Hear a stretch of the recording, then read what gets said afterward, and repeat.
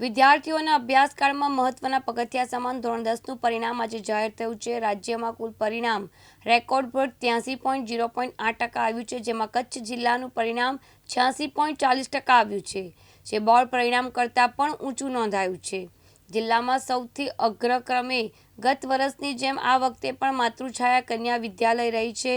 પરિણામ જાહેર થતાં ઉત્તીર્ણ થયેલા વિદ્યાર્થી ભાઈ બહેનોમાં ખુશીનો માહોલ છવાયો છે।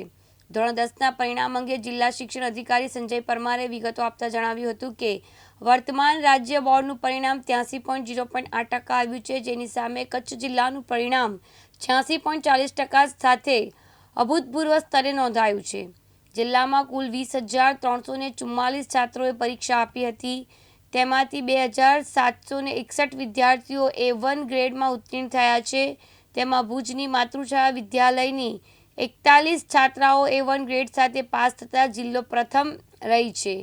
ભુજની પૃથા મહેશ્વરી 91.87% સાથે A1 ગ્રેડમાં પાસ થતાં તેણે ખુશી જાહેર કરતાં કહ્યું હતું કે હું મારી માતૃછાયા શાળાના શિક્ષકો અને મારા પરિવારને શ્રેય આપું છું કે જેમણે મારો સતત આત્મવિશ્વાસ વધારતા હું મહેનત કરી રહી છું। જ્યારે આજે શાળાની તૃષા પરમાર 91.66% સાથે ઉત્તીર્ણ થતાં આનંદ વ્યક્ત કર્યો હતો। અભ્યાસ દરમિયાન શારીરિક બીમારી છતાં પરિણામ અને શાળાની હૂંફની તે મહેનત કરતી રહી અને સારું પરિણામ મળ્યું હતું તેવું કહ્યું હતું।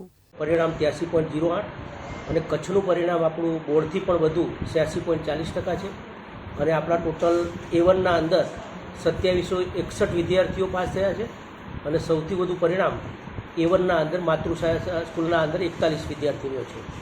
જયશ્રી મહેતા, દિવ્યાંગ ન્યૂઝ, અંજાર, કચ્છ।